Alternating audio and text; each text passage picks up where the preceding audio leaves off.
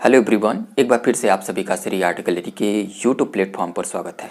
आज का जो हमारा टॉपिक होगा वो बीपीएससी की ललित कला के योग्यता के बारे में बात करेंगे।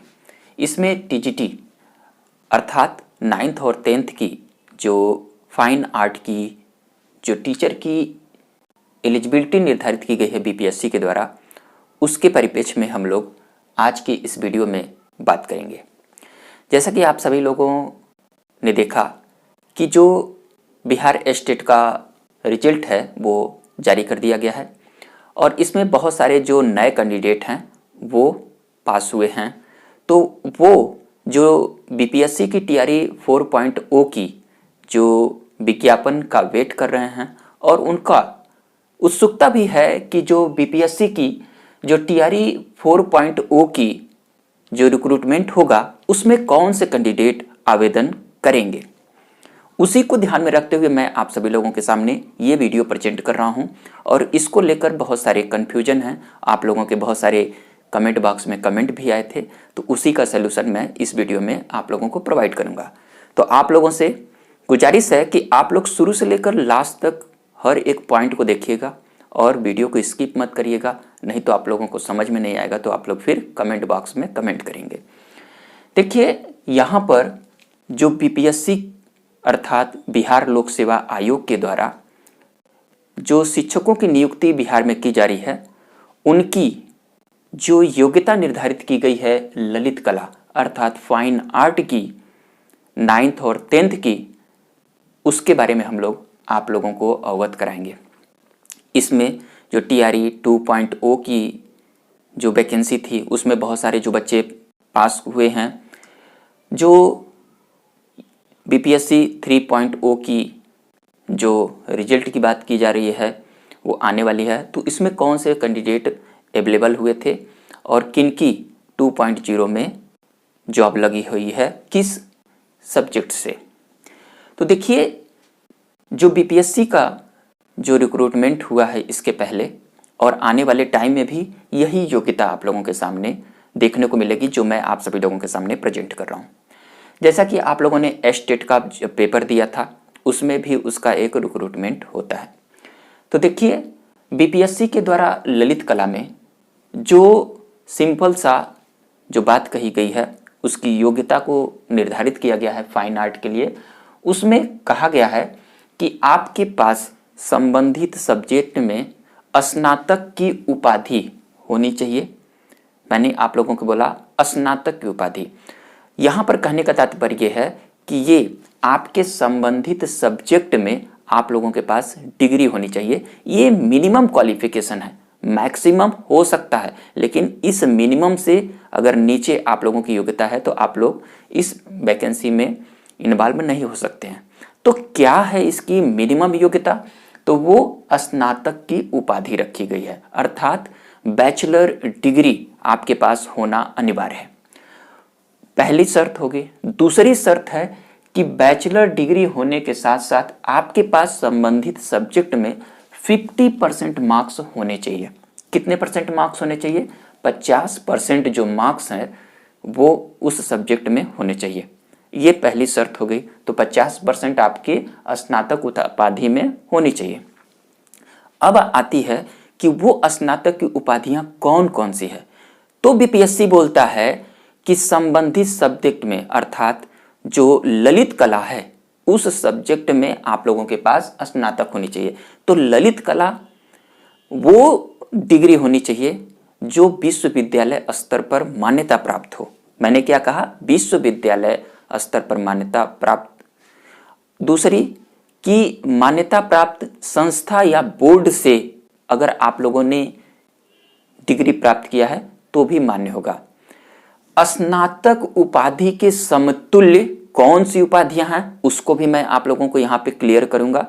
तो आप सभी लोगों को सर्वप्रथम हम स्नातक की उपाधि के कैंडिडेटों को बताना चाहते हैं कि जो ललित कला की स्नातक की उपाधि है उसमें आप लोगों को सर्वप्रथम आप लोग देखते होंगे बीएफए, जिसको हम लोग बैचलर ऑफ फाइन आर्ट कहते हैं, ये संबंधित सब्जेक्ट होती है। उसके समतुल्य आपके पास बीवीए कहने का तात्पर्य बीबीए अर्थात बैचलर ऑफ विजुअल आर्ट अगर आप लोगों ने किया है तो भी आप लोग इस वैकेंसी में इन्वॉल्व हो सकते हैं। तीसरी शर्त है बीए ड्राइंग एंड पेंटिंग, अर्थात बीए में आप लोगों ने ड्राइंग एंड पेंटिंग पढ़ा हो तो आप लोग इस उपाधि के अंतर्गत आते हैं। पहली शर्त बीएफए, दूसरी शर्त बीबीए, तीसरी शर्त बीए पेंटिंग वाले।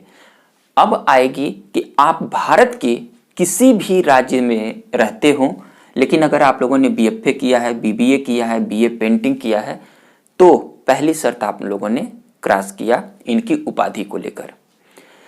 दूसरी पॉइंट ये है कि ये उपाधि होने के साथ साथ आपके पास एक जो सबसे इंपॉर्टेंट है बीपीएससी में, वो आप लोगों के पास ये बिहार का एश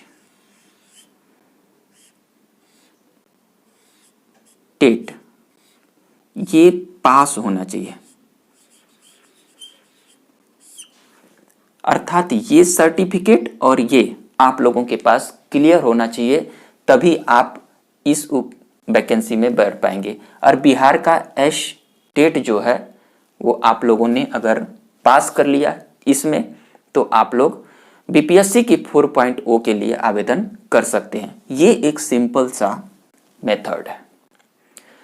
अब आप बोलेंगे जो सबसे ज्यादा क्यूरी आती है कि इसके समतुल्य जो डिग्री है वो कौन सी है, तो मैं आप लोगों को बताऊं।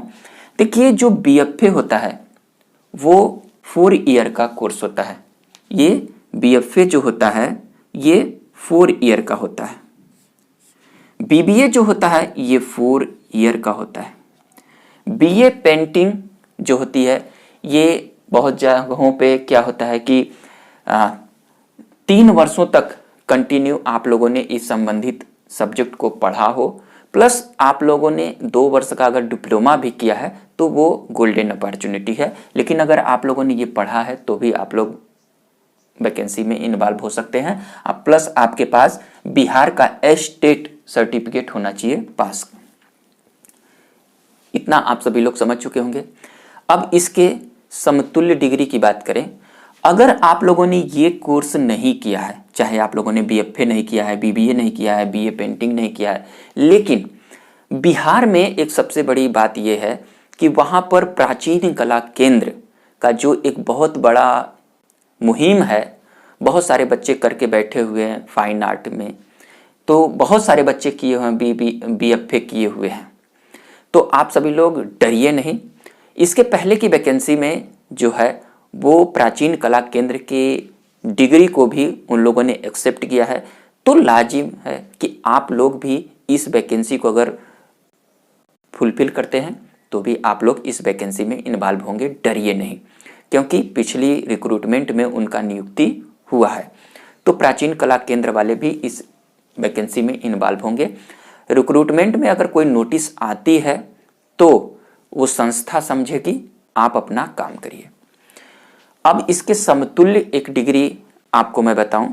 देखिए जब हम लोग ऑल इंडिया लेवल के सभी कमीशन की बात करते हैं तो ड्राइंग एंड पेंटिंग में अगर आप लोगों ने ड्राइंग एंड पेंटिंग में 5 वर्षों का डिप्लोमा कोर्स किया है तो भी आप लोग इस वैकेंसी में इन्वॉल्व हो सकते हैं। मैंने क्या कहा, 5 ईयर डिप्लोमा किसमें, ड्राइंग एंड पेंटिंग में होनी चाहिए।